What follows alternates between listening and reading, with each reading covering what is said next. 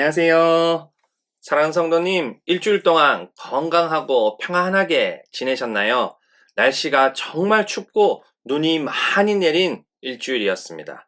감기 걸리시거나 길이 미끄러워 운전하는데 어려움은 없으셨나요? 아무쪼록 건강 조심하시고 따뜻한 식사 꼭 챙겨 드시고 옷도 따뜻하게 입고 안전운전 하시기 바랍니다.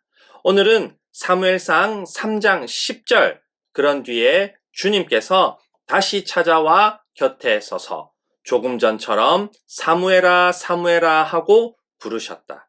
사무엘은 말씀하십시오. 주님의 종이 듣고 있습니다 하고 대답하였다는 말씀을 가지고 하나님이 사무엘에게 말씀하셨어요 라는 제목으로 함께 하나님 말씀 나누겠습니다. 사무엘서는 블레셋의 지배를 받는 사사시대 끝이 배경입니다. 사무엘서는 사사시대가 끝이 나고 왕정시대가 시작되는 걸 보여줍니다. 이스라엘 백성은 결국 왕이신 하나님을 버리고 사람 왕을 세우게 됩니다. 사무엘서 시작은 이스라엘 백성이 하나님을 버린 결과를 잘 보여줍니다. 첫 번째, 임신을 하지 못합니다.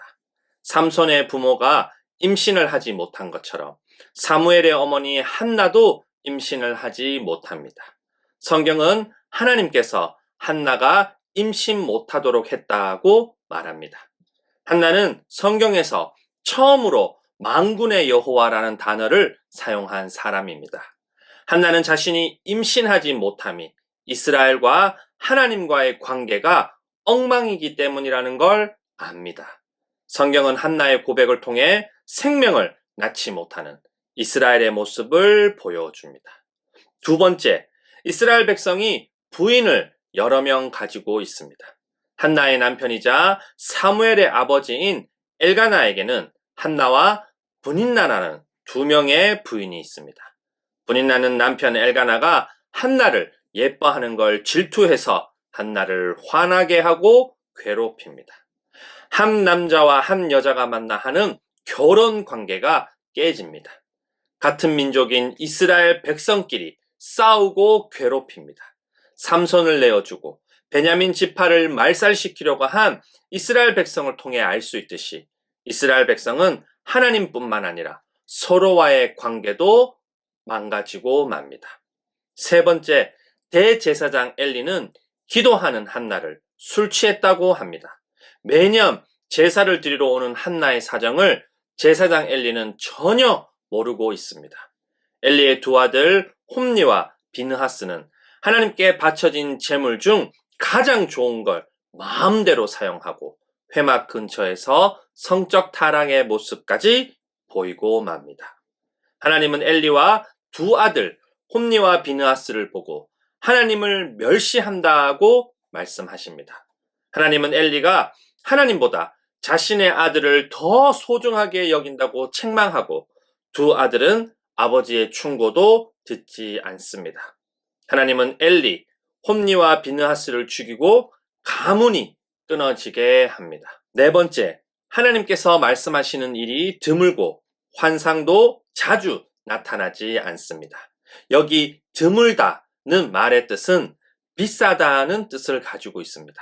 하나님 말씀이 비싸다는 건 그만큼 드물다는 뜻도 되지만 사무엘의 아들들처럼 말씀을 돈을 위한 도구로 사용했다는 뜻도 됩니다.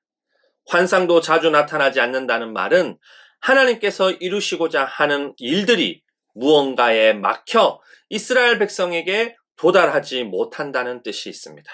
처음 사무엘을 부를 때 사무엘은 하나님을 알지 못하고 하나님 말씀이 사무엘에게 나타난 적도 없다고 성경은 말합니다. 이스라엘이 왕이신 하나님을 버리고 자기들 마음대로 살고 있는 이런 상황에서 하나님은 여전히 이스라엘을 찾고 있고 사무엘을 불러 말씀합니다. 마치 아브라함을 불러 이스라엘을 시작한 것처럼 하나님은 사무엘을 불러 이스라엘을 새롭게 시작하려고 합니다. 놀랍게도 그 시작은 대제사장 엘리 집안의 심판이고 사무엘을 세우는 일입니다. 하나님은 대제사장 엘리가 있는데도 불구하고 어린아이인 사무엘에게 나타나고 말씀하십니다. 하나님은 사무엘과 함께 계셔 사무엘이 한 말이 하나도 어긋나지 않고 다 이루어지게 하십니다. 사랑하는 성도님, 죄는 결코 죄를 짓는 한 사람에게 머물지 않습니다. 이스라엘 백성의 죄는 그들이 사는 땅도 더럽힙니다. 하나님 나라 백성으로 하나님 나라 왕이신 하나님의 이름을 욕되게 합니다. 그리고 언약궤가 있는 성소도 더럽힙니다. 사사시대 이스라엘을 보십시오. 그들의 죄는 하나님의 이름을 욕되게 하고 서로가 서로를 미워하고 죽이고 그들이 사는 땅과 언약궤가 있는 성소도 더럽히고 결국 이스라엘은 훗날 그들이 사는 땅에서 쫓겨나고 포로로 끌려가고 맙니다.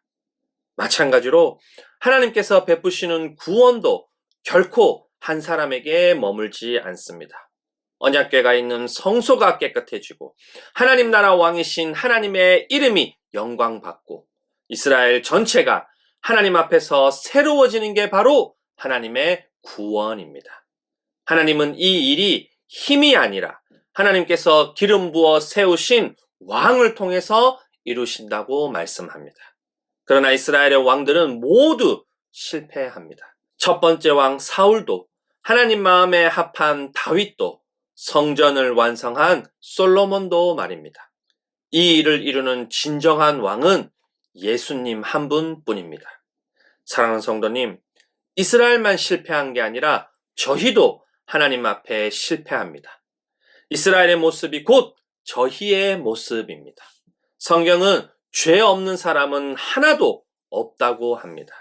모든 사람이 죄를 지어 하나님의 영광에 이르지 못하고 아무도 하나님을 찾지 않는다고 성경은 말합니다. 그래서 하나님이 저희를 찾아오십니다. 죄와 죽음의 비참함에 빠진 저희를 모른 척하지 않으시고 죄와 죽음이 가득한 이 세상에 사람의 모습으로 오십니다.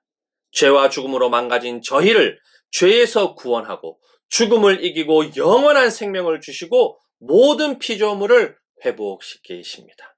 사도행전 16장 31절과 로마서 8장 21절 말씀을 함께 읽어보겠습니다. 그들이 대답하였다.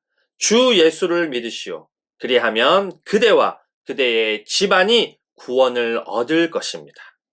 그것은 곧 피조물도 썩어짐의 종살이에서 해방되어서 하나님의 자녀가 누릴 영광된 자유를 얻으리라는 것입니다. 사랑하는 성도님, 저희가 구원받는다는 것, 저희 개인만 구원받는 게 아닙니다. 하나님과 화해를 이루고 사람과의 관계도 회복되고 모든 피조물도 죄의 고통으로부터 구원받아 왕이신 하나님의 이름이 영광받는 게 구원입니다. 예수님을 믿는다는 건 왕이신 하나님 말씀대로 하나님 말씀이신 예수님이 보여주신 그 삶을 따라 사는 겁니다. 예수님을 믿음으로 하나님과 사람을 사랑하고 세상을 아름답게 돌봄으로 하나님의 이름이 영광받는 축복을 모두 다 누리는 저희가 되기를 간절히 소원합니다.